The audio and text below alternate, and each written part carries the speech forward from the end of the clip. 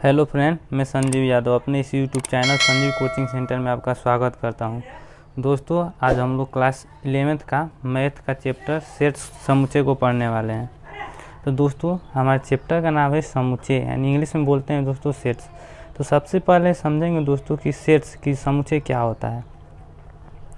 तो दोस्तों, जो समुच्चय होता है वह सुपरिभाषित वस्तुओं का संग्रह होता है। सुपरिभाषित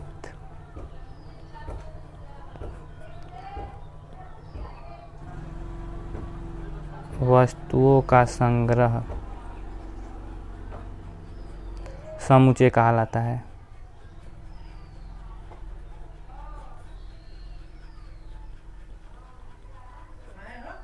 यानी दोस्तों, जो समुच्चय की परिभाषा होती है कि सुपरिभाषित वस्तुओं का संग्रह समुच्चय कहलाता है। परिभाषा से आपको समझ में नहीं आएगा कि समुच्चय किसे कहते हैं। अब उदाहरण के माध्यम से मैं आपको समझाता हूँ। सबसे पहले हम समझते हैं दोस्तों कि संग्रह यानी जो कलेक्शन होता है इसको क्या कहते हैं। तो दोस्तों, संग्रह की बात की जाए तो जैसे हम दोस्तों 10 पेन की बात करें, 20 किताब की बात करें, तो जहाँ कोई वस्तुएं झुंड के रूप में रहती हैं, एक से ज़्यादा रहती हैं, तो उसको हम कलेक्शन बोलते हैं, संग्रह कहते हैं। इसी संग्रह में जब हम सुपरिभाषित को जोड़ देते हैं, वेल डिफाइंड को जोड़ देते हैं, तो समुच्चय बन जाता है। अब सुपरिभाषित का क्या अर्थ होता है दोस्तों?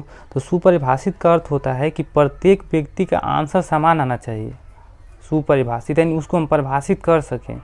और समुच्चय के लिए कोई भी वस्तु या अवयव तभी समुच्चय हो सकता है जब सबका आंसर क्या है, समान है। तो दोस्तों, उदाहरण के माध्यम से समझते हैं। जैसे दोस्तों, अगर हम कहें कि 1 से 10 तक प्राकृतिक संख्या क्या होगी, अगर मैं किसी से पूछूं कि 1 से 10 तक प्राकृतिक संख्या बताइए, तो उसका आंसर होगा 1, 2, 3, 4, 5, 6, 7, 8, 9 और 10। वो आंसर देगा कि 1 से 10 प्राकृतिक संख्या इतनी होती हैं। अगर यही हम किसी अन्य व्यक्ति से भी पूछें तो वो भी हमें प्राकृतिक संख्या 1 से 10 तक यही बताए। तो जब सबका आंसर समान हो तो वो हमारा समुच्चय कहलाता है। और सबका आंसर जब अलग अलग आए तो समुच्चय नहीं होता है। यानी एक और उदाहरण के माध्यम से समझते हैं।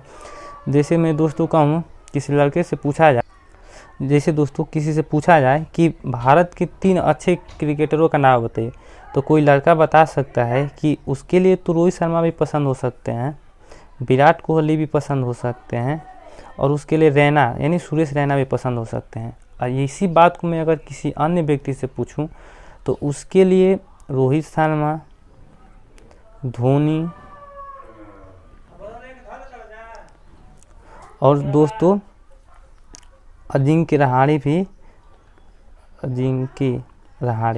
यानी दोस्तों उनके लिए अजिंक्य रहाणे भी क्या हो सकते हैं, पसंद हो सकते हैं। यानी दोस्तों, अगर भारत के 3 क्रिकेटरों का नाम पूछा जाए कि उन्हें किसी व्यक्ति से पूछा जाए कि उसे कौन से क्रिकेटर सबसे अच्छे लगते हैं, तो किसी व्यक्ति के लिए रोहित शर्मा, विराट कोहली, रैना भी पसंद हो सकते हैं। और वही बात किसी दूसरे से पूछा जाए तो उसके लिए रोहित शर्मा, धोनी और अजिंक्य रहाणे भी क्या हो सकते हैं, पसंद हो सकते हैं। यहाँ दोस्तों सवाल तो एक ही है लेकिन उसका आंसर क्या है, अलग अलग है। तो जब सवाल एक ही रहे और आंसर क्या है उनका अलग अलग है तो वो समुच्चय नहीं होता है। तो दोस्तों, अब समुच्चय के बारे में और कुछ जानते हैं कि जो समुच्चय होता है उसे हमेशा हम कैपिटल अक्षर यानी अंग्रेजी वर्णमाला के बड़े अक्षरों ABC यानी कैपिटल D ऐसे प्रदर्शित किया जाता है। और इसके जो अवयव होते हैं यानी समुच्चय के अवयव क्या होते हैं दोस्तों, अभी आपको बताते हैं। तो दोस्तों, जो समुच्चय के अवयव होते हैं इन्हें स्मॉल लेटर द्वारा प्रदर्शित किया जाता है। स्मॉल लेटर द्वारा प्रदर्शित किया जाता है। जैसे दोस्तों, मैं अंग्रेजी वर्णमाला की स्वर की बात करें दोस्तों, अगर मैं अंग्रेजी वर्णमाला के स्वर की बात करें, एग्जाम्पल से समझते हैं कि मैं कह रहा हूँ कि अंग्रेजी वर्णमाला का स्वर, तो जो अंग्रेजी वर्णमाला के स्वर होते हैं ए आता है, ई आता है, आई आता है, ओ आता है, यू आता है। तो मान लेते हैं कि कोई हमारे यहाँ समुच्चय है ए जो अंग्रेजी वर्णमाला का स्वर है, तो इसको हम कैपिटल अक्षर और जो इसके अवयव होते हैं ये इसके अवयव कहलाएंगे दोस्तों। इसे हमेशा स्मॉल लेटर द्वारा प्रदर्शित करते हैं। एक और उदाहरण के माध्यम से समझते हैं दोस्तों कि किसे समुच्चय कहते हैं और किसे समुच्चय नहीं कहते हैं। तो दोस्तों, अगर कहा जाए कि 5 से कम अभाज्य संख्या। तो अगर किसी से पूछा जाए दोस्तों कि 5 से कम अभाज्य संख्या बताइए, तो उसका जो आंसर आएगा दोस्तों 2 और 3। यानी दोस्तों अगर आप किसी से भी पूछ सकते हैं कि 5 से कम अभाज्य संख्या कितनी होती है, तो उसका आंसर यही रहेगा 2 और 3। तो दोस्तों जिसका आंसर हमेशा समान रहे, यानी हर व्यक्तियों का आंसर जब समान आ जाए तो इसे समुच्चय कहते हैं। और समुच्चय कम नहीं कहते हैं, जैसे कहा जाए दोस्तों 10 शक्तिशाली लेखकों के नाम बताइए। यानी दोस्तों अगर प्रश्न कह दिया जाए कि 10 शक्तिशाली लेखकों का नाम बताइए, तो मानते हैं दोस्तों कि जो व्यक्ति के लिए, किसी एक व्यक्ति के लिए शक्तिशाली लेखक होंगे, वो दूसरे व्यक्ति के लिए शक्तिशाली नहीं भी हो सकते हैं। जैसे मान लेते हैं किसी व्यक्ति के लिए प्रेमचंद बहुत अच्छे हैं, उनके लिए शक्तिशाली हैं, यानी अच्छे ऐसे लेखन कार्य करते हैं, तो हो सकता है किसी व्यक्ति के लिए पसंद भी नहीं हो सकते हैं। यानी दोस्तों जब इसका आंसर एक से ज़्यादा बार भी आ सकता है, यानी किसी का अलग आ सकता है, किसी का मिल भी सकता है, किसी का नहीं भी मिल सकता है। तो जब आंसर समान ना आए तो समुच्चय नहीं को जानते हैं। तो दोस्तों जो समुच्चय होता है, समुच्चय को प्रायः अंग्रेजी वर्णमाला के बड़े अक्षरों यानी capital A, capital B, capital C और कैपिटल D द्वारा प्रदर्शित किया जाता है। यानी दोस्तों जो समुच्चय होता है उसे प्रायः हम किस अक्षरों से प्रदर्शित करते हैं, तो capital A, capital C, capital D से प्रदर्शित किया जाता है तथा इसके अवयव को स्मॉल लेटर द्वारा प्रदर्शित करते हैं, स्मॉल लेटर द्वारा प्रदर्शित किया जाता है। यानी दोस्तों जो समुच्चय होता है उससे कैपिटल अक्षर और इसके जो अवयव होते हैं उन्हें स्मॉल लेटर द्वारा प्रदर्शित करते हैं। जैसे एग्जाम्पल में समझते हैं दोस्तों, एग्जाम्पल द्वारा कि हमें दे दे कि जैसे मान लेते हैं दोस्तों कि हमारे पास एक कोई समुच्चय है जो दिया है कि अंग्रेजी वर्णमाला का स्वर, अंग्रेजी वर्णमाला का स्वर। तो दोस्तों हम जानते हैं कि अंग्रेजी वर्णमाला के कितने स्वर होते हैं, तो ए होता है, ई होता है, आई होता है, ओ होता है, ई होता है। तो इनको दोस्तों बोला जाता है अवयव, हम इनको अवयव बोलते हैं। और इन्हें प्रायः स्मॉल लेटर में यानी छोटे अक्षरों में, अंग्रेजी वर्णमाला के छोटे अक्षरों द्वारा प्रदर्शित करते हैं। और जो समुच्चय होता है उसे कैपिटल अक्षरों द्वारा प्रदर्शित किया जाता है। अब दोस्तों जो जेड होता है, यानी मान लेते हैं दोस्तों कोई हमें समुच्चय दिया है प्राकृतिक संख्याओं का, तो उसे हमेशा किससे प्रदर्शित करेंगे, तो जेड से। यानी दोस्तों प्राकृतिक संख्या कौन सी संख्या होती है, तो जो 1 से स्टार्ट होती है, यानी जितने भी गिनती की संख्याएं होती हैं 1, 2, 3 वो सब नेचुरल नंबर में आते हैं, प्राकृतिक संख्या। तो प्राकृतिक संख्याओं के समुच्चय को जेड से प्रदर्शित करते हैं। रेशनल नंबर, तो जिसे P/Q के रूप में लिखा जा सके, तथा Q = नॉट 0 उसे परिमेय संख्या कहते हैं। तो परिमेय संख्याओं के समुच्चय को Q से प्रदर्शित किया जाता है। रियल नंबर क्या होता है दोस्तों, तो परिमेय संख्या और अपरिमेय संख्या दोनों का जो अनुपात हो जाता है, यानी जब परिमेय संख्या और अपरिमेय संख्या दोनों एक साथ मिल जाती हैं तो उसे रियल नंबर कहते हैं। उसे हमेशा R से प्रदर्शित किया जाता है। और दोस्तों जो पूर्णांक होते हैं, यानी जो प्लस की संख्याएं और जो माइनस की संख्याएं एक साथ आ जाती हैं उनको पूर्णांक बोला जाता है, तो उसे हमेशा जेड के अक्षरों द्वारा प्रदर्शित किया जाता है। अब दोस्तों हम समझते हैं कि समुच्चय बनाने की कितनी विधियां होती हैं। तो दोस्तों समुच्चय बनाने की हमारी यहाँ विधियां जो होती हैं 2 प्रकार की होती हैं, एक रोस्टर विधि होता है, एक समुच्चय निर्माण विधि होता है। तो सबसे पहले हम समझेंगे दोस्तों कि रोस्टर विधि किसे कहते हैं। तो रोस्टर विधि में क्या किया जाता है दोस्तों कि जो इसके अवयव होते हैं उन्हें कामा द्वारा अलग करके मझले कोष्ठ यानी मिडिल ब्रैकेट में रख दिया जाता है। जैसे दोस्तों अगर हमें प्राकृतिक संख्याओं का कोई समुच्चय दिया है, एक सच दैट एक्स, यानी ये जो चिन्ह होता है दोस्तों इसे सच दैट कहा जाता है कि एक सच दैट एक्स एक प्राकृतिक संख्या है, प्राकृतिक संख्या है जो 5 से कम है। अगर इसको कह रहे दोस्तों कि रोस्टर रूप में लिखिए, तो रोस्टर रूप में किया जाता है कि जो भी इसके अवयव उन्हें कामा द्वारा अलग कीजिए और उसे मिडिल ब्रैकेट में बंद कर दीजिए। तो दोस्तों ये प्राकृतिक संख्याओं का समुच्चय है।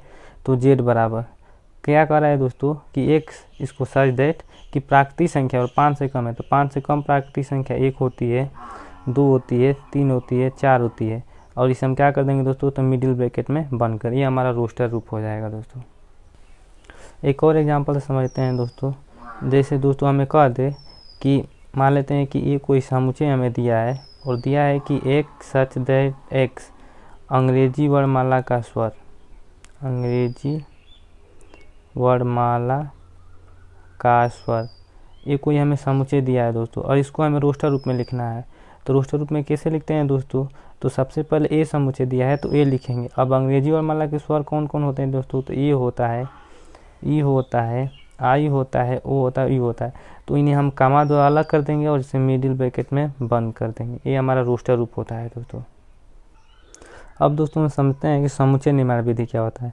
तो समुच्चय निर्माण विधि में दोस्तों समुच्चय के एक ऐसे गुण को उठाया जाता है जिससे उसके पूरे जितने भी अवयव रहते हैं वो क्या हो जाते हैं? संतुष्ट हो जाते हैं। यानी समुच्चय निर्माण विधि में समुच्चय का हम ऐसे गुण को उठा लेते हैं जिससे पूरे जो उसके अवयव है ना सभी का के लिए वो लागू हो जाता है। जैसे दोस्तों उदाहरण से समझते हैं। जैसे दोस्तों हमें दे दिया है कि ए, ई, आई, ओ, यू हमें एक रोस्टर रूप में दे दिया है और कह रहा है कि इसको समुच्चय निर्माण विधि बनाइए। तो इसको हम क्या लिख सकते हैं दोस्तों? इसमें क्या गुण है देखिए दोस्तों। तो हम इनको लिख सकते हैं कि अंग्रेजी वर्णमाला के स्वर है। तो मान लेते हैं कि ए कोई हमें दिया है समुच्चय, तो ए बराबर हम क्या लिख सकते हैं दोस्तों? लिख सकते हैं कि एक्स सच दैट एक्स, और लिख सकते हैं कि एक अंग्रेजी वर्णमाला का स्वर है, अंग्रेजी वर्णमाला का स्वर है। जब हम दोस्तों इतना लिख देंगे कि अंग्रेजी वर्णमाला का स्वर है तो ये पूरे जितने भी इसके अवयव हैं सब क्या हो जाएंगे दोस्तों? संतुष्ट हो जाएंगे। एक और एग्जाम्पल समझते हैं दोस्तों। जैसे दोस्तों हम मान लेते हैं कि बी हमारे पास कोई समुच्चय है और उसका मान दिया है कि 2, 4, 6, 8 डॉट डॉट करके दे दिया है दोस्तों। अब इसे हमें समुच्चय निर्माण रूप में बनाना है तो इसमें तो हम करेंगे क्या दोस्तों कि इसके एक ऐसे गुण को उठाएंगे जिससे पूरे अवयव क्या हो जाए? संतुष्ट हो जाए। यानी हम देख रहे हैं दोस्तों कि 2 का टेबल बना है 2, 4, 6, 8। तो इसको हम समुच्चय निर्माण विधि में जब लिखेंगे तो इसको लिख सकते हैं दोस्तों कि एक्स सच दैट एक्स 2 का गुणज है।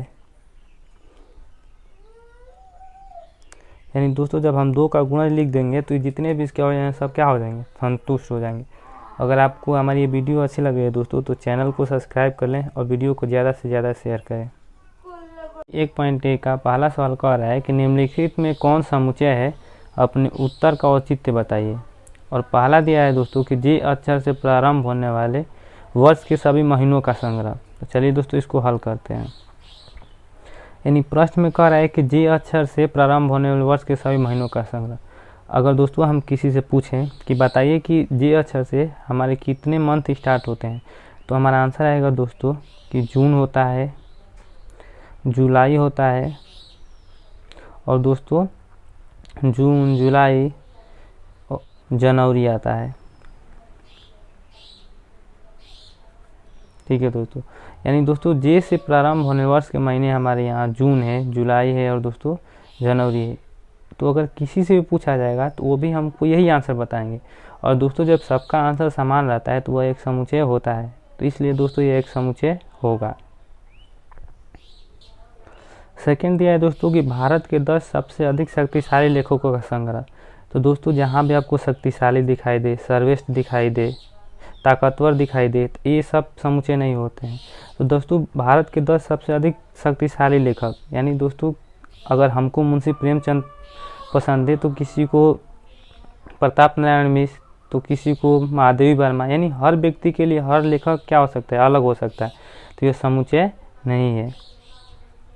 लिख देंगे दोस्तों कि समुच्चय नहीं है। क्यों नहीं है दोस्तों?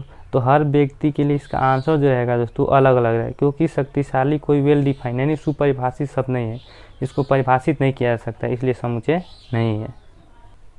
दोस्तों फर्स्ट का जो तीसरा सवाल दिया है, कह रहा है कि विश्व के सर्वश्रेष्ठ 11 बल्लेबाजों का संग्रह। तो दोस्तों जो सर्वश्रेष्ठ यहाँ पे दिया है ये भी एक सुपरिभाषित शब्द नहीं है। और दोस्तों बेसिक वीडियो में बताया था कि अगर हमको धोनी पसंद है, किसी व्यक्ति को सुरेश रैना या विराट कोहली भी पसंद हो सकते हैं, तो इसका आंसर भी एक से ज़्यादा बार आएगा, हर व्यक्तियों का अलग अलग आएगा। इसलिए दोस्तों इसका भी हल लिख देंगे कि समुच्चय नहीं है, समुच्चय नहीं है। दोस्तों फर्स्ट का जो चौथा सवाल दिया है कि आपकी कक्षा के सभी बालकों का संग्रह, यानी दोस्तों हमारे क्लास में कितने बच्चे पढ़ते हैं उन सब का संग्रह। तो दोस्तों हमको तो मालूम है ना कि हमारे क्लास में कितने बच्चे पढ़ते हैं, ठीक है दोस्तों। हम जानते हैं कि हमारे क्लास में राम पढ़ता है, श्याम पढ़ता है, यानी जितने भी बच्चे हैं दोस्तों, अगर किसी बच्चे से पूछा जाए कि बताइए आपके क्लास में कितने बच्चे, तो हर बच्चे के नाम को बता सकता है। अगर हम दूसरे बच्चे से भी पूछे तो वो नाम बता सकता है, भले ही आर्डर जो इसका है वो पहले राम, अगर मान लीजिए दोस्तों इसका जो आर्डर है राम है, श्याम है, बादल है, तो इसका जो आर्डर आएगा दोस्तों बदल सकता है कि पहले बादल हो जाएगा बाद में श्याम हो जाएगा। तो समूचे में आर्डर मैटर नहीं रखता है कि समूचे आप कुछ भी चाहे नाम इधर उधर लिखिए, उसमें कोई फर्क नहीं पड़ता है समूचे का। तो हम अपने क्लास के सभी बालकों के संग्रह को जानते हैं कि हमारे क्लास में कितने बच्चे पढ़ते हैं। अगर किसी बच्चे से पूछा जाए वो भी जानता है, और दूसरे बच्चे से पूछा जाए तो वो भी जानता है। और भले ही नाम को कोई आगे नाम लिखता है, कोई बीच में लिखता है, भले ही नेम लिखने में उनका क्या हो सकता है, आगे पीछे हो सकता है, लेकिन समुच्चय में आर्डर मायने नहीं रखता है। तो इसलिए दोस्तों ये क्या हो जाएगा, समुच्चय हो जाएगा, समुच्चय है।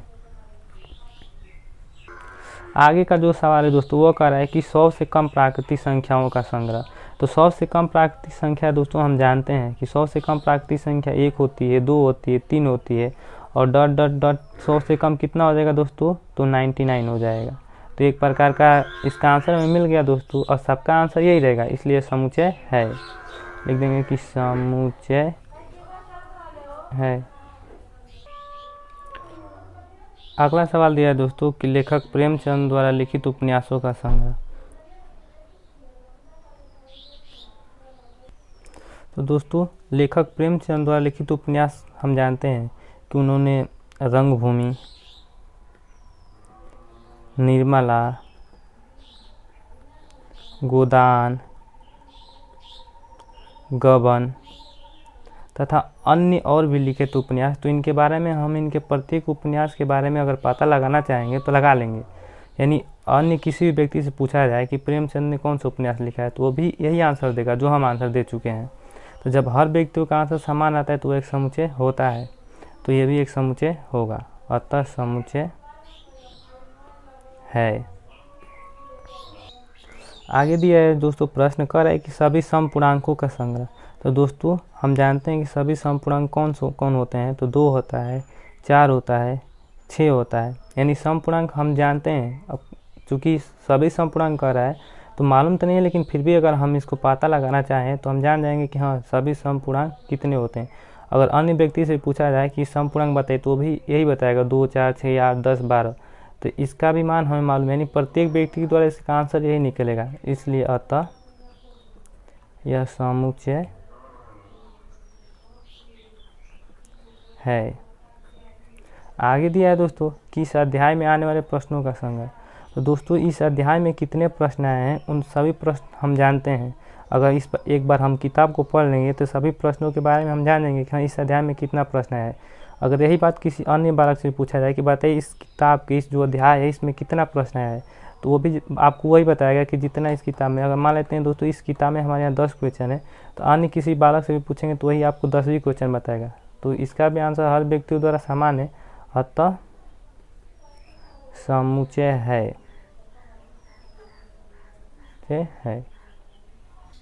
पहले सवाल का लाइट भाग दिया जाए तो कि विश्व के सबसे अधिक खतरनाक जानवरों का संग्रह, कि विश्व में कितने खतरनाक हैं। तो दोस्तों जो खतरनाक है इसका कोई परिभाषा यानी सुपरिभाषित शब्द नहीं है।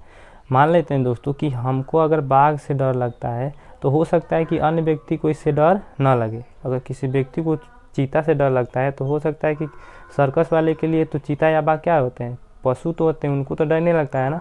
तो ये भी एक सुपरिभाषित संग्रह नहीं है, क्योंकि इसका मान हर व्यक्ति के लिए अलग आएगा, हर आंसर इसका जो है व्यक्तियों के लिए अलग आएगा, अतः समुच्चय नहीं है। सेकेंड प्रश्न दिया है दोस्तों कि मान लीजिए कि ए बराबर मिडिल ब्रैकेट में 1, 2, 3, 4, 5, 6 और कह रहा है कि रिक्त स्थान में, इसको दोस्तों बोलते हैं बिलोंग्स टू, संबंध रखता है। और इसको बोलते हैं जब इसको कट कर दिया तो कि नॉट बिलोंग्स टू, संबंध नहीं रखता है। यानी दोस्तों ए का तो मान हमें इतना दे दिया है और देखना है कि बताना है कि इसमें संबंध यानी बिलोंग्स का संबंध रखता है कि नॉट बिलोंग्स का संबंध रखता है। तो दोस्तों हमें यहाँ 5 दिया है और कह रहा है कि बताइए कि 5 जो है ए से संबंध रखता है। तो देखेंगे कि जो 5 है, क्या ए में है? तो ए में 5 है तो लिख देंगे कि हाँ बिलोंग्स रखता है, यानी इस तरह का इसमें चिन्ह बना देंगे, बिलोंग्स रखता है। इसी तरह से सेकंड दिया है दोस्तों कि 8 बिलोंग्स, बताना है कि संबंध रखता है कि नहीं रखता है। तो देखेंगे 8 तो इसमें है ही नहीं है दोस्तों, 6 तक है, तो इसमें भर देंगे कि नहीं, जो 8 है वो ए से बिलोंग्स नहीं रखता है। 0 दिया है दोस्तों, तो ए में क्या 0 है? ए में 0 नहीं है, तो इसमें चिन्ह भर देंगे कि नॉट बिलोंग्स टू, यानी जो 0 है इसे बिलोंग्स नहीं रखता है। अब 4 दे रहा है दोस्तों, तो देखेंगे कि ए में 4 है, तो ए में 4 है तो इसमें भर देंगे कि बिलोंग्स टू, यानी जो 4 है वो ए से संबंध रखता है।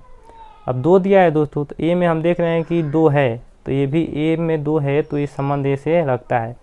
अब दोस्तों 10 दिया है कि क्या 10 ए से संबंध रखता है, तो इसमें तो हम 10 है ही नहीं है, ए में तो कहीं 10 दिया नहीं है, तो 10 जो है ए से संबंध नहीं रखता है। अब पहले एक्सरसाइज का तीसरा सवाल दिया है दोस्तों कि निम्नलिखित समुच्चय को रोस्टर रूप में लिखिए। अब हमें रोस्टर रूप में लिखना है। रोस्टर रूप में बताए थे दोस्तों कि हम जो भी समुच्चय दिया रहता है उसको, उसके अवयव को कामा द्वारा अलग करके मिडिल ब्रैकेट में रखते हैं। जैसे दिया है दोस्तों पहला सवाल कि x सदिश x पूर्णांक है और कह रहा है कि -3 से बड़ा है x और 7 से क्या है छोटा है। जब इसको हम रोस्टर रूप में लिखेंगे दोस्तों तो सबसे पहले मिडिल ब्रैकेट लगाएंगे। अब इसके जो दोस्तों -3 से बड़ा है तो -2 होगा, -1 होगा, फिर 0 आएगा, फिर 1 आएगा, फिर 2 आएगा, फिर 3 आएगा, 4, 5, 6 और 7 से कम है दोस्तों तो बस 6 तक। यही हमारा रोस्टर रूप हो जाएगा इसका। यानी कह रहा था कि जो x है वो -3 से बड़ा है, तो -3 से बड़ा -2 -1 होगा और इस तरह से उसके बाद 0 आएगा, 1 आएगा और 7 से छोटा है तो 7 से कम 6 तक आएगा। थर्ड का जो बी दिया है कि एक सच डेट एक संख्या 6 से कम एक प्राकृतिक संख्या, यानी 6 से कम प्राकृतिक संख्या बताना है दोस्तों। तो इसको हल करते हैं, रोस्टर रूप में लिखना है। बी कोई समुच्चय दिया है तो हम भी बी लिख लेते हैं। अब दोस्तों दिया क्या है कि 6 से कम प्राकृतिक संख्या है, तो 6 से कम प्राकृतिक संख्या 1 होता है, 2 होता है, 3 होता है, 4 होगा और 5 होगा। 6 से कम का रहे तो 5। अब रोस्टर रूप में किया करते क्या है कि अवयव को कामा द्वारा अलग करके और मिडिल ब्रैकेट में इसको बंद कर देते हैं। ये हम लोग का आंसर हो जाएगा दोस्तों। जो थर्ड सवाल दिया है दोस्तों वो कह रहा है कि एक सच डेट एक्स 2 अंकों की ऐसी प्राकृतिक संख्या है जिसके अंकों का योगफल कितना है 8।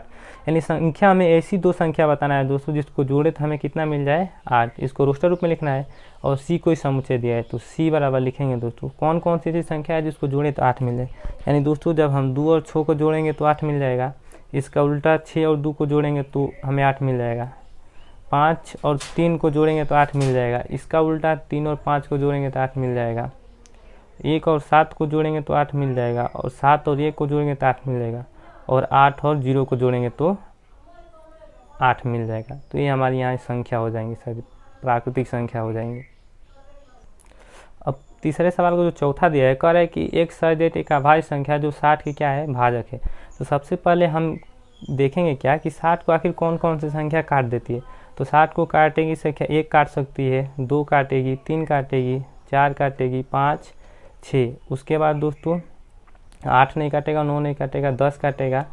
उसके बाद 12 काटेगा, 15 काटेगा, उसके बाद 20 काटेगा, उसके बाद दोस्तों 30 काटेगा। यानी 30 को 30 काटेगा, उसके बाद 60 को, यानी 60 को दोस्तों इतनी संख्या क्या कर सकती हैं तो काट सकती हैं। अब दोस्तों इनमें देखना है कि अभाज्य संख्या कौन कौन सी है।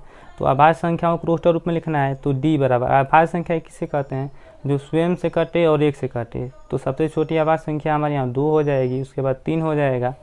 उसके बाद से दोस्तों तो यहाँ हमारा 2 और 3 है तो सिर्फ 2 और 3 हम लोग का दोस्तों आंसर हो जाएगा। आगे जो 5वां सवाल दिया है तो वो कह रहा है कि ट्रिग्नोमेट्री शब्द के सभी अक्षरों का समुच्चय। तो जब भी दोस्तों हमें ऐसे शब्द दे दें कि एक से अधिक बार जो शब्द रिपीट हुए हैं, जैसे ट्रिग्नोमेट्री में एक ही शब्द 2 बार आया है, तो जब इसका हम समुच्चय बनाते हैं तो जो शब्द 2 बार आता है उसका हम सिर्फ 1 बार लिखते हैं।